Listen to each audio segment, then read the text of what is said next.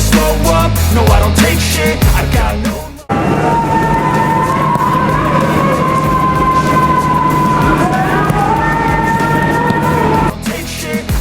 Calon pemain naturalisasi timnas Indonesia berikutnya disebut-sebut adalah bek FC Twente, Mees Hilgers. Timnas Indonesia terus memburu para pemain naturalisasi yang memiliki keturunan untuk persiapan sejumlah event padat pada 2023 hingga 2024. Yang terbesar tentu kualifikasi Piala Dunia 2026 dan Piala Asia 2023. Anggota Exco PSSI, Arya Sinulinga membenarkan bila PSSI memang berencana memproses beberapa pemain naturalisasi baru. Namun menurutnya PSSI bekerja secara senyap agar tak membuat gaduh pemberitaan. Beberapa lagi diproses.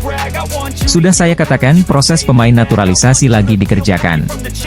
Tunggu saja. Ingat tidak ketika masalah Federasi Ivar, Jenner, dan Rafael Struwijk, ujar Arya Sinulinga saat ditanya oleh warganet tanah air di akun Instagramnya. Satu nama yang muncul di media sosial soal siapa yang akan jadi pemain naturalisasi untuk timnas Indonesia adalah Mees Hilgers. Pengakuan Rafael Struwijk ke salah satu media Belanda, Omroep West, menyatakan bila asisten pelatih timnas Indonesia akan datang ke Belanda untuk mencari pemain naturalisasi. Saya kebetulan berhubungan dengan asisten pelatih beberapa hari lalu. Mereka ingin datang ke Belanda, kata Rafael Struwijk. Bisa jadi staf timnas Indonesia juga mencari Mees Hilgers yang bermain di FC Twente. Kabarnya ibu Mees Hilgers, Linda Tomben juga tengah berada di Indonesia. Akun TikTok 168 Timnas menyatakan bila Linda sedang berada di Bali dan akan bertemu Erick Thohir untuk memberi berkas naturalisasi anaknya. Ibu Mees Hilgers sudah di Bali mau serahkan berkas ke Pak Erick Thohir, demikian caption dalam unggahan akun TikTok 168 Timnas. Kabar ini belum terkonfirmasi secara pasti. Namun jika benar Mees Hilgers dinaturalisasi, maka kekuatan timnas Indonesia bakal semakin solid. Mees Hilgers sempat akan diproses naturalisasi pada awal 2022. Saat diwawancara media Belanda El Voetbal pada Oktober 2022, Mees Hilgers mengaku masih terlalu muda untuk mengambil keputusan membela Indonesia. Follower saya bertambah banyak, menjadi 60.000. Sampai media mengatakan bahwa orang tua saya tidak mengizinkan saya, tetapi itu tidak benar, ujar Mees Hilgers dilansir Bola Sport dari El Voetbal pada 7 Oktober 2022 lalu. Mungkinkah ini saat yang tepat bagi Mees Hilgers membela timnas Indonesia? Patut ditunggu. Saat ini, timnas Indonesia U17 sedang melakukan TC di Bali dengan menggelar 2 laga uji coba menghadapi Barcelona Juvenil A dan Kashima Antlers. Bima Sakti tak mementingkan hasil dari laga tersebut, karena dia hanya ingin melihat sejauh mana perkembangan selama TC. Timnas Indonesia U17 menyudahi 2 laga uji coba dengan hasil yang kurang memuaskan. Setelah dikalahkan Barcelona Juvenil A, pasukan Bima Sakti kembali menelan kekalahan 2-3 dari Kashima Antlers U18 di Stadion I Gusti Ngurah Rai, Sabtu, 5 Agustus 2023. Sejak peluit dibunyikan, kedua tim saling jual beli serangan. Di laga ini, Kashima Antlers kerap mengirim serangan udara. Beberapa sundulan mereka cukup mengancam sisi gawang tim Merah Putih. Di menit tambahan babak pertama, para pemain timnas Indonesia U17 terus digempur keras oleh lawan. Namun pertahanan skuad Garuda Muda masih tetap solid. Gol penyeimbang itu membuat para pemain bersemangat untuk meruntuhkan pertahanan lawan. Indonesia pun sukses membalikkan keadaan menjadi 2-1 melalui gol yang dicetak Afrizal mencetak gol setelah memanfaatkan kelengahan lini pertahanan lawan. Pemain diaspora Indonesia, Welber Jardim sedang dalam perjalanan menuju Indonesia untuk mengikuti pemusatan latihan, TC, Timnas U17. Dia terlihat mengunggah sedang dalam pesawat, untuk penerbangan langsung dari Brasil menuju tanah air. Brasil Indonesia.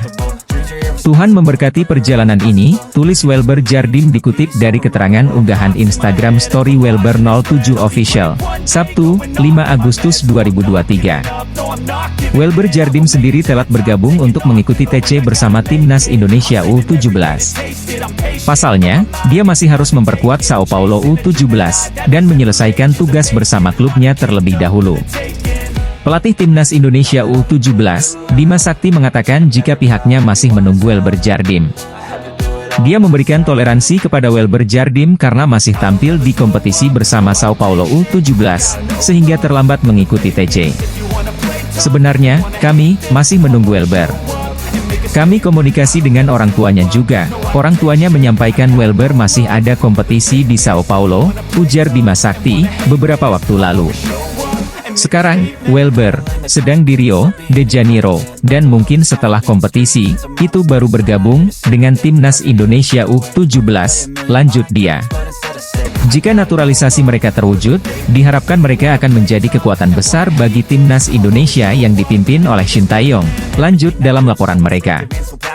Media tersebut mengingatkan kepada Timnas Jepang untuk tidak meremehkan skuad Garuda sedikitpun saat berjumpa di Piala Asia 2023. Pasalnya, Timnas Indonesia memiliki bakat besar dalam setiap pemain asuhan Shin Tae-yong tersebut. Timnas Indonesia berada di grup D bersama Jepang, Vietnam, dan Irak di babak penyisihan grup Piala Asia yang akan digelar di Qatar awal tahun depan, jelas Football 3B Japan. Indonesia berada di peringkat 150 peringkat FIFA dan terbawah grup, tetapi bakat individu mereka kuat dan mereka adalah lawan yang sulit, tutup laporan Football 3B Japan. Media tersebut juga menjelaskan bahwa mayoritas pemain diaspora yang dibidik oleh PSSI berasal dari Belanda. Tentu, hal ini disebabkan karena akar sejarah panjang antara kedua negara. Dalam sejarah sepak bola Belanda, ada nama-nama seperti Robin van Persie, Roy Makaay, John Heitinga, Nigel de Jong, dan Giovanni van Bronckhorst. Di tubuh skuad Timnas Indonesia sendiri juga ada nama-nama pemain dari Belanda. Ada nama Stefano Lillipali, Mark Klok, Rafael Struijk, Ivar Jenner, hingga Sandy Walsh. Strategi naturalisasi dari PSSI selaku induk sepak bola tertinggi Indonesia mendapatkan perhatian dunia internasional. Perhatian tersebut dilakukan oleh media Jepang, Football 3B Japan. Football 3B Japan menyoroti strategi naturalisasi yang ditempuh oleh PSSI. Apalagi Timnas Indonesia sendiri bakal bertanding di Piala Asia 2023. Jepang sendiri diketahui satu grup dengan Timnas Indonesia pada ajang tersebut. Jepang bakal gabung dengan Irak, Vietnam, dan Timnas Indonesia di Piala Asia 2023. Tak hanya Piala Asia 2023, Timnas Indonesia juga dihadapkan turnamen kualifikasi Piala Dunia 2026. Kualifikasi Piala Dunia 2026, Timnas Indonesia bakal bertanding sejak ronde pertama pada Oktober 2023. Menurut media tersebut, strategi naturalisasi yang dipakai oleh PSSI patut diwaspadai.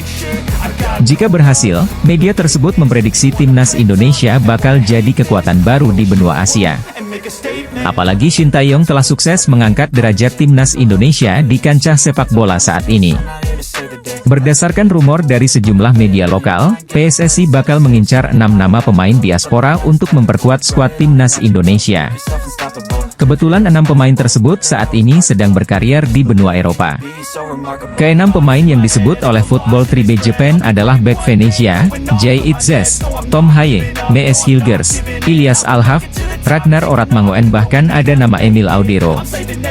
Semua pemain ini memiliki akar di Indonesia, dan PSSI yang berencana memperkuat Timnas Indonesia melalui strategi naturalisasi, sudah mengincar mereka sejak lama, tulis Football 3B Japan.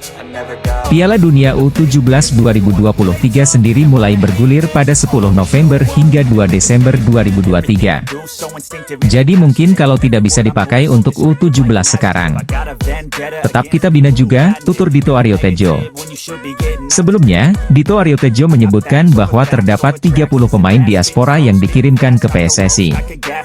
Terdapat sejumlah nama yang sudah dipanggil ke Timnas U17 Indonesia, akan tetapi terpaksa dipulangkan karena tidak memenuhi standar.